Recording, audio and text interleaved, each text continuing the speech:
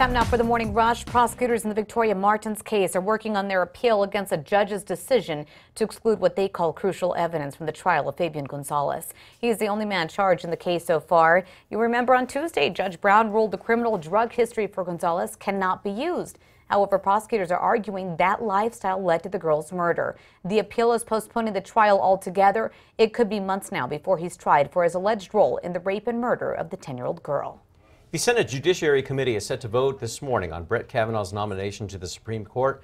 Yesterday, Senate lawmakers heard testimony from Dr. Christine Blasey Ford, who claims Kavanaugh sexually assaulted her when they were both in high school. Kavanaugh, who also testified, maintains his innocence. There's no word if any Republicans would vote against the nomination. Kristen. Mostly sunny skies covering up the day today. As far as what's going on with our storm chances, we're not going to see those return until next week. Tomorrow morning, a little bit of low clouds and fog out across the eastern side of the state, but we'll continue with the dry and sunny conditions through Saturday. Crystal? He was still recovering in the hospital this morning after a crash pinned his car between two others. Bernalillo police and Sandoval County deputies say they saw the suspect jump into a truck, then crash through fences. The suspect reportedly rammed a police officer's car, sending it into a deputy's truck. Investigators said no shots were fired that day. The suspect was treated for minor injuries. ICE is now saying the driver of the SUV carrying illegal immigrants is now facing a charge of illegal entry. 11 of the other immigrants arrested are still waiting to be processed. Video captured by Roswell police shows at least 21 men in an SUV fleeing from a traffic stop on Monday. 12 of those men were arrested. Authorities say 9 admitted to being Mexican nationals. The other 3 admitted to being Guatemalan. The driver's illegal entry charge carries a possible 20 years in federal prison. On to new news this morning. The sit-down meeting between Deputy Attorney General Rod Rosenstein and President Trump has been pushed back to next week. The meeting had been scheduled for yesterday, but the president called it off in light of the Kavanaugh Ford hearing.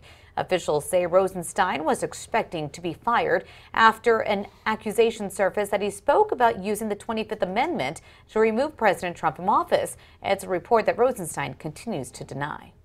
Mayor Tim Keller is scheduled to make an announcement today about a waste transfer station. The city says Keller will outline a plan to alleviate waste transport from the west side. We reported earlier this month that the city faces a 30-day deadline to reveal how they will spend millions in extra trash fees that they've collected from taxpayers.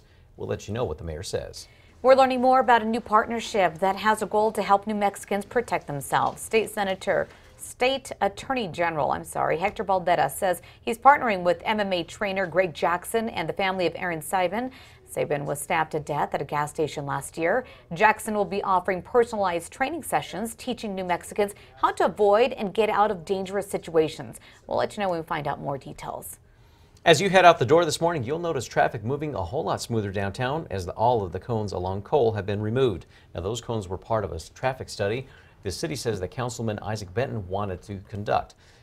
But Benton says that he did not ask for the cones to be put up on lead. Rather, he wanted the cones placed along Cole because the developer for the Zocalo lofts wants more street parking. The city says he put the cones on lead, saying both streets needed to be studied. Kristen? Today's Metro Threat Index only at a 1. We've got some chilly temperatures out there now in the low 50s, so don't forget the jacket. But no problems this afternoon with sunshine, 80s, and light winds out of the south-southwest, less than 10. Crystal? It is backed by popular demand, and it is happening today. As part of UNM's Homecoming Week celebration, the Alumni Association is bringing back the Net in Rouge. Last year was the first year for the event where people dress in all red. They bring a dinner to enjoy at the Karen Abraham Courtyard with fellow Lobo fans. The event begins at 5:30 tonight. Tickets are $25 per person. Those can be bought on our website. That's always on KRQE.com. Also happening at UNM in just 3 days, UNM students will have a new place to hang out. The university's first tap room, Draft and Table, is opening on Monday. With 14 New Mexico beers on tap, they will have also cider and cold brew coffee. The tap room will be open to the public weekdays from 11 to 8 in the evening. A local Girl Scout making sure first responders know that they are appreciated. 14-year-old Samantha Foist of Rio Rancho stitched together 2 quilts, one for the Rio Rancho Fire Department, the other for the Rio Rancho Police Department. She says it's to remind police and firefighters that they are appreciated. The project earned her the Girl Scout Silver Award. Kristen. Time now for a check on your Friday morning commute. Heads up, we do have a crash that has 2 lanes blocked of I-40 eastbound at Carnwell this morning. Delays expected there on the east side of Albuquerque. Everything else looks good at the moment. Live look outside. Big Eye moving smoothly. Well, cue the Imperial March. That's because Darth Vader is kicking off Balloon Fiesta this year. He's also bringing Yoda with him. The Fiesta fan favorite balloons will be at the Albuquerque Balloon Museum Friday the 5th. That's the day before Fiesta starts from 8 to 11 in the morning, doing a special inflation. The event is called Darth and Yoda Choose Your Side, and it is free to the public. You'll also be able to meet one of the galaxy's favorite droids, that's BB-8, as well as Yoda and Vader's pilots and crew members. Time now for the 5 facts. At number 5, a local girl is making sure that first responders know they are appreciated. She's dedicated months of her life, to do so by creating 2 quilts for Rio Rancho Fire and Rio Rancho Police.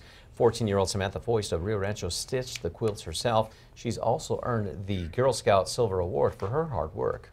Number 4 now this morning, a city councilor is speaking out about a traffic study that caused traffic congestion for some in Albuquerque. You'll notice traffic moving smoother downtown as all of the cones along Cole have been removed. Those cones are part of a traffic study the city said Councilman Isaac Benton had asked for. Benton says he didn't ask for the cones to be put up on lead, just on Cole because of a developer for nearby lofts wanting more street parking.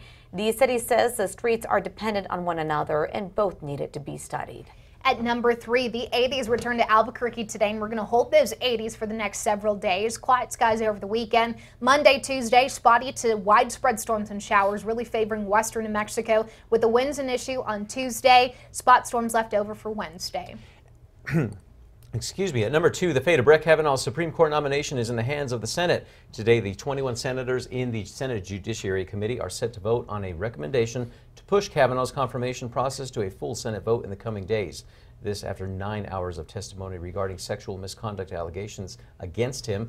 His accuser, Christine Blasey Ford, spoke first, describing the day that she says a drunk Kavanaugh pushed her onto a bed and sexually assaulted her decades ago when they were teens. Then an emotional Kavanaugh told senators it did not happen, saying he has proof, including a calendar that he kept that year, that shows he was not at the party.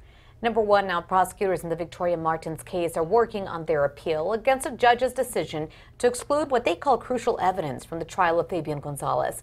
Here's what they're arguing about. On Tuesday, Judge Brown ruled the criminal drug history for Gonzales cannot be used. Prosecutors are arguing that lifestyle led to the girl's murder. The appeal could postpone his trial for several months. If you want to see more on this and the latest on the trial, go to our website. That's always on KRQE.com.